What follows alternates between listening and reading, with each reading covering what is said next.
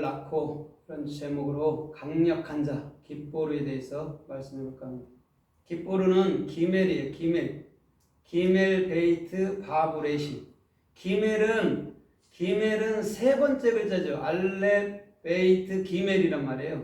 기멜은 하나님을 깨우쳤잖아요. 알렙이 깨우쳐서 베이트 마음이 된 자는 그 은혜를 보답하는 거예요. 그래서 이 기멜은 어디에 쓰였냐면 가말이라는 낙타에 쓰였단 말이에요. 또 젖대다 할 때도 이삭이 젖대다 할 때도 가말이 쓰였단 말입니다. 그럼 젖댔다는 것은 뭐냐면 율법이라는 행위, 이런 지옥이라는 어둠, 염려근심, 이런 불안, 이런 모든 것에서 벗어난 것이 기멜이에요.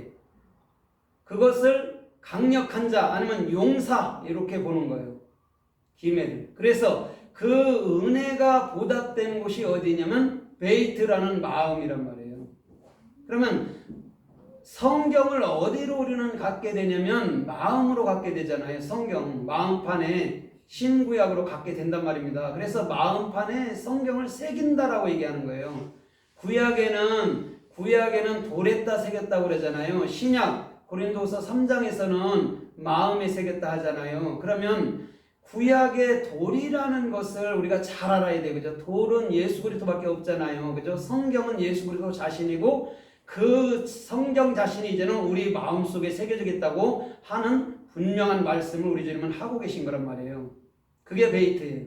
그 다음에 바구라는 것은 못 박아버리는 거라 했잖아요. 그렇죠? 못이 없으면 집을 못 짓잖아요. 어떤 것도 연결시키는 고리란 말입니다. 그래서 예수와 연합시키는 것은요, 못밖에 없단 말이에요. 십자가에 못 박는 것밖에 없단 말입니다.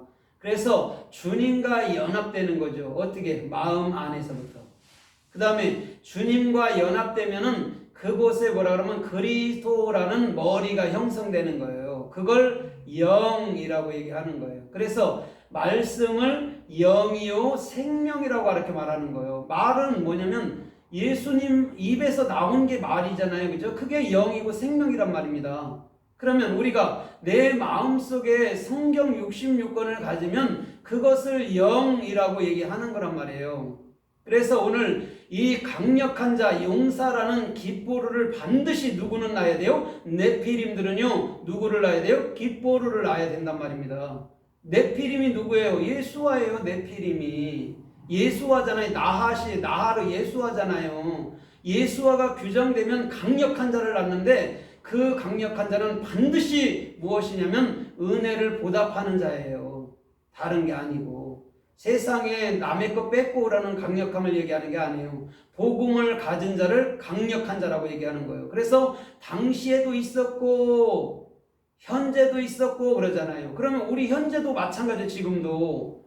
그렇죠? 깁보르라는 강력한 자가 되면 이 땅에 있는 모든 종교주의 그 두려움에서 해방돼서 오늘도 참된 평강과 은혜와 기쁨 속에서 참된 복음을 증거하는 자가 될 줄 믿습니다. 아멘. 그러면 오늘 이 깁보르가 성서에서 어떻게 쓰였나 우리가 좀 살펴보면서 은혜를 받아보도록 하겠습니다.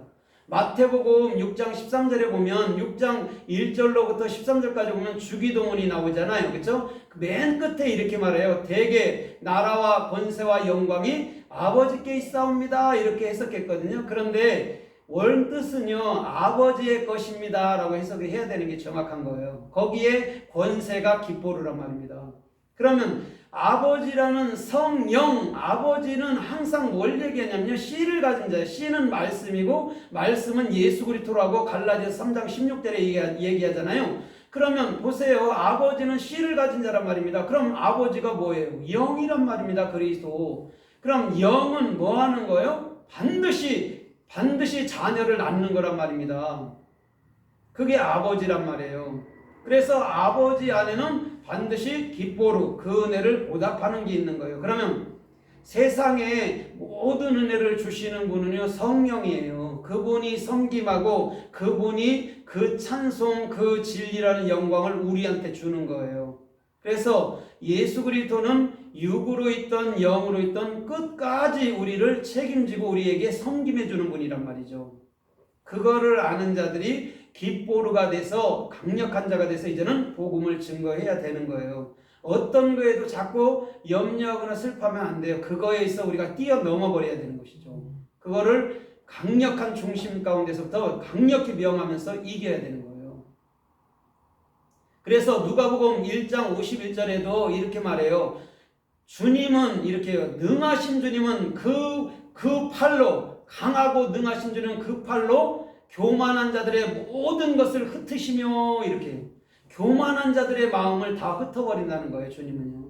교만이라는 게 결국 뭘까요? 나라는 생각 아닙니까? 그죠? 그거를 반드시 주님의 힘, 기뻐로는요, 그것을 없애버린다는 거예요. 왜냐면 내가 판단 내리지 못하는, 내가 알 수 없는 것을 반드시 주님께서 응답으로 주어지면 우리는 그 앞에서 잠잠할 수밖에 없다는 거예요. 그래서 우리 주님의 손은 능하시다, 기뻐르다 이렇게 얘기하는 거예요. 끊임없이 우리에게 은혜를 주실 줄 믿습니다. 교만한 자들에게 은혜를 주는 거예요. 내가 주님을 절대 신뢰하지 않는 자들에게 오히려 은혜를 주시는 거라는 것이죠. 그래서 사도행전 19장 11절에도 보면 사도행전 19장 11절에도 보면 이렇게 말씀해요. 주께서 바울의 손으로 희한한 능력을 행하시니라 이렇게 얘기한단 말입니다. 거기서 희한한 능력이 기뻐르예요.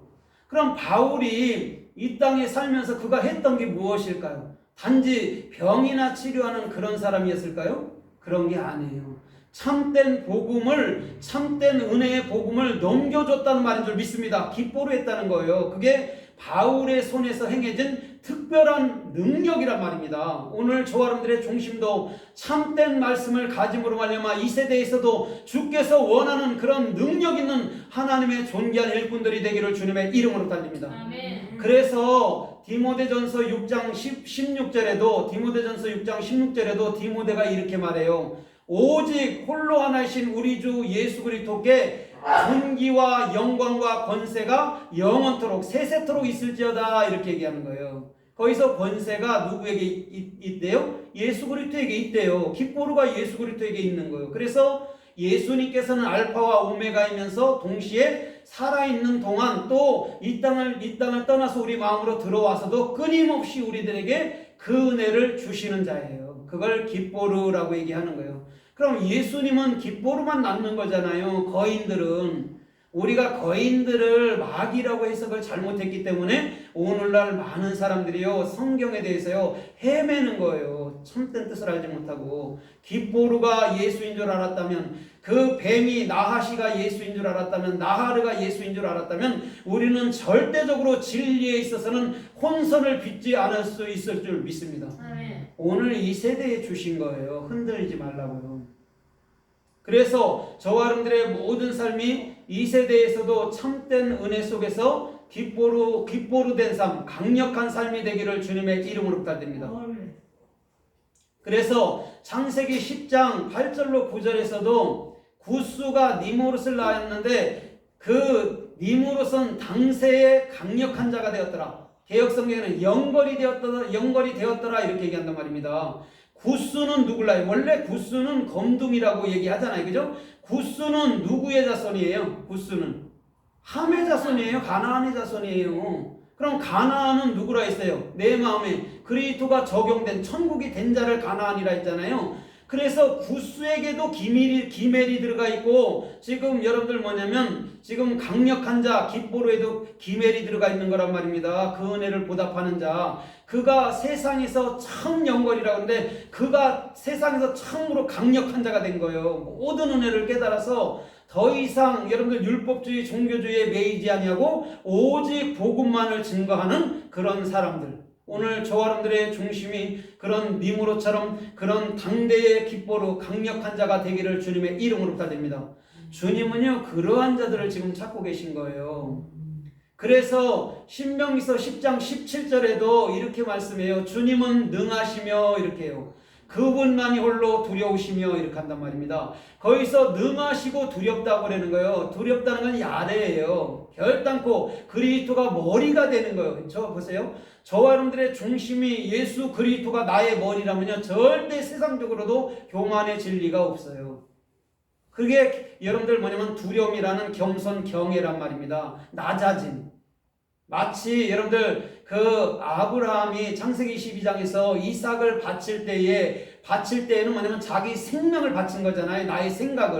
나의 생각을 끊어버리고 나니까 마침내 네가 나를 경외하는 줄 알았도다라고 하나님은 아브라함에게 그 이름을 붙여준 거란 말입니다. 그게 겸손인 거예요. 나의 생각을 끊어버릴 때는 아들을 줘도 아깝지 않지요. 왜? 그 아들이 내게 다시금 영으로 올 테니까. 그걸 아는 자만이 여러분 뭐냐면 겸손한 자, 아니면 주님을 경외하는 자란 말입니다. 오늘 저와 여러분들의 중심도 니므롯처럼 세상에서 처음으로 여기서 처음이라는 게 뭐냐면 로시, 베레시트란 말입니다. 그럼 마음 안에서 강력한 자, 깃보루가 됐다는 거예요. 그걸 처음이라고 얘기한단 말입니다. 그래서 우리가 히브리서 12장의 말씀처럼 우리가 장자들의 총회에 당당히 들어가는 거예요. 누구의 이름으로? 예수 그리스도의 이름으로. 우리는 다 장자들이에요.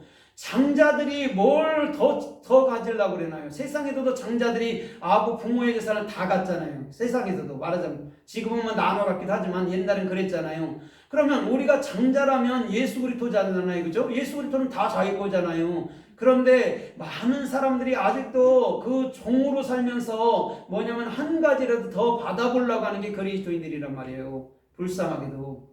주님은 우리에게 전부를 주신 줄 믿습니다. 천국과 자기 전체를 준 거라니까요. 그런 분이 세상에 어디 있나요?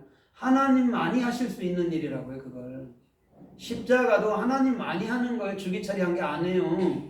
걔네들은 아무리 해봐도 소용없어요. 그런 거 백날 해봐도 우리를 구원할 수 있는 게 아니에요. 그런 것들은 그냥 하나의 우상덩어리로 남는 거지. 주기철이 뭘 한 게 있나 이 땅에. 없어요. 그냥 지 영혼 하나 간신히 예수 믿어서 안위 받고 나라를 위해서 민족주의 하다가 간 거밖에 더 있나요? 다른 거 없어요. 그 사람. 그게 오늘날 기독교인의 현주소인 거죠. 불쌍하게도. 참복음도 단 한마디도 알지도 못하고 그냥